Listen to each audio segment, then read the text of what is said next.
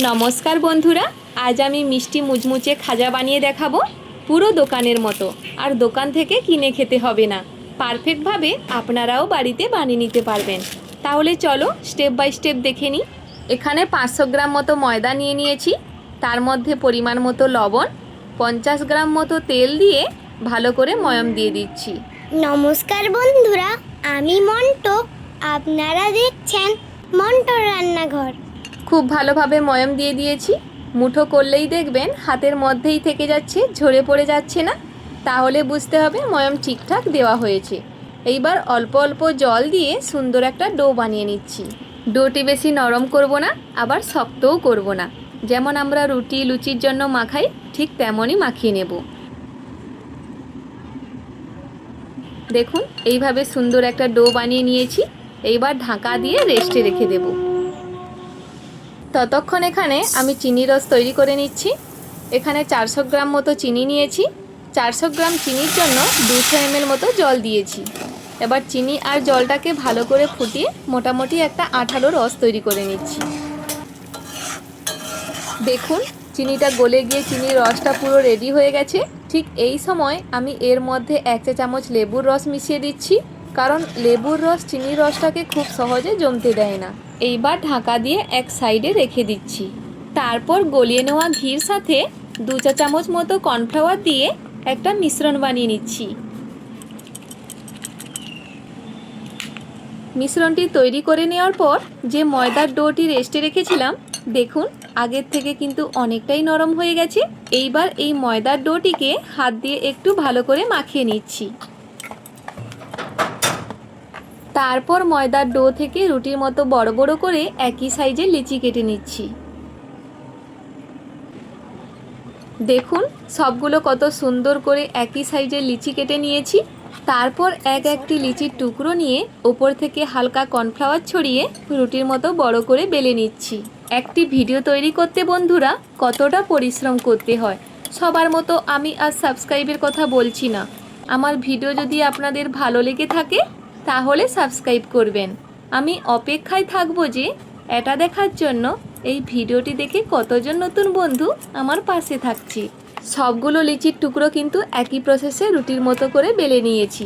তারপর একটি রুটি নিয়ে তার উপর কর্নফ্লাওয়ার ও ঘি মেশানো মিশ্রণটি 1 চা চামচ দিয়ে উপর দিয়ে হালকা ব্রাশ করে নিচ্ছি। মিশ্রণটি রুটির উপর সুন্দর করে লাগিয়ে নিয়ে উপর থেকে আবারও একটি রুটি দিয়ে দিলাম। তারপর একই প্রসেসে কর্নফ্লাওয়ার ও ঘি মেশানো মিশ্রণটি লাগিয়ে নিচ্ছি। একটি করে এইভাবে পরস্পর মোট 5টি রুটি একই প্রসেসে দিয়ে দিলাম। সুন্দর একটা লেয়ার তৈরি করে নেওয়ার পর সবশেষে ওপর থেকে ওই কর্নফ্লাওয়ার ও ঘি মেশানো মিশ্রণটি আবারও লাগিয়ে নিচ্ছি। তারপর হালকা চাপ দিয়ে আলতো হাতে ঠিক এইভাবে সুন্দর করে রোল করে নেব, যাতে ভেতরের প্রতিটা লেয়ার একদম নিখুঁত আর খাস্তা হয়।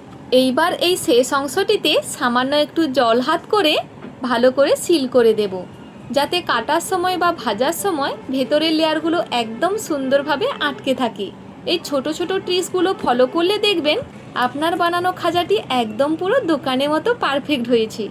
আর এই খাজা যাতে তেলের মধ্যে ছেড়ে দিলে খুলে না যায়, তাই দুদিকের মুখটা অল্প জল হাত করে ভালো করে চেপে মুড়ে দিচ্ছি। এতে খাজার শেপটা একদম পারফেক্ট আসবে। তারপর একটা ধারালো ছুরি দিয়ে রোলটাকে সমান মাপের ছোট টুকরো করে কেটে নিচ্ছি। খুব বেশি বড় বা ছোট পিস করার দরকার নেই, ঠিক মাঝারি সাইজের পিস কেটে নিলেই হবে। দেখুন কত সুন্দরভাবে একই মাপের কেটে নিয়েছি। তারপর এইভাবে হালকা আঙুল দিয়ে চাপ দিয়ে একটি বেলনির সাহায্যে বেলে নিচ্ছি। খেয়াল রাখবেন এটা যেন খুব বেশি পাতলা বা খুব বেশি মোটা না হয়। বেলে নেওয়ার পর এইবার একটি পাত্রে রেখে দেব। দেখুন কোনো বাড়তি ময়দা বা তেল ছাড়াই এটা কত সুন্দরভাবে বেলা যাচ্ছে। এইভাবে একে একে একই প্রসেসে সবগুলো বেলে নিচ্ছি। একটু খেয়াল করলেই বুঝতে পারবেন এর ভেতরে লেয়ারগুলো কতটা স্পষ্ট বোঝা যাচ্ছে। আর দেখুন কত সুন্দর করে একই মাপে বেলে নিয়েছি, একদম দোকানের মতো পারফেক্ট শেপ হয়েছে। তারপর এখানে কড়াইতে তেল হালকা গরম করে নিয়েছি। এইবার একে একে তেলের মধ্যে ছেড়ে দিচ্ছি।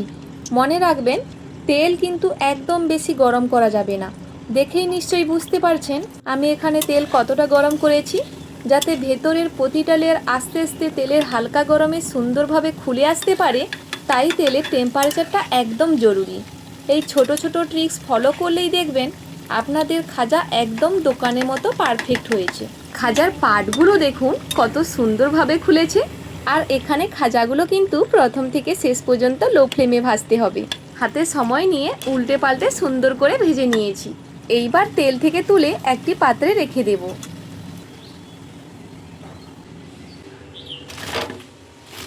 আওয়াজটা শুনে নিশ্চয়ই বুঝতে পারছেন এটা কতটা মুচমুচে আর খাস্তা হয়েছে।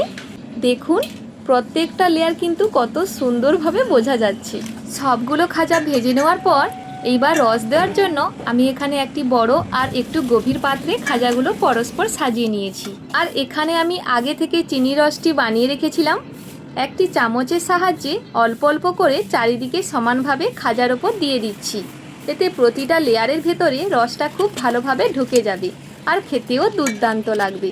এইবার খাজাগুলো সব উল্টে দিয়ে আবারও উপর দিয়ে চিনির রস ছড়িয়ে দিচ্ছি।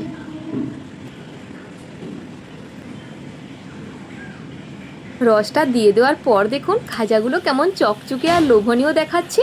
কেউ হঠাৎ করে বলবে না যে এটা বাড়িতে বানানো। একটা ভেঙে দেখাচ্ছি, দেখুন কতটা মুচমুচে আর খাস্তা হয়েছে। আপনারাও বাড়িতে এভাবে ট্রাই করে দেখুন, বাড়ির সবাই খুব পছন্দ করবে। আর কেমন লাগলো কমেন্ট করে জানাতে ভুলো না কিন্তু। আমি আসছি আবার পরের ভিডিও নিয়ে। ভালো থাকুন, সুস্থ থাকুন, ধন্যবাদ।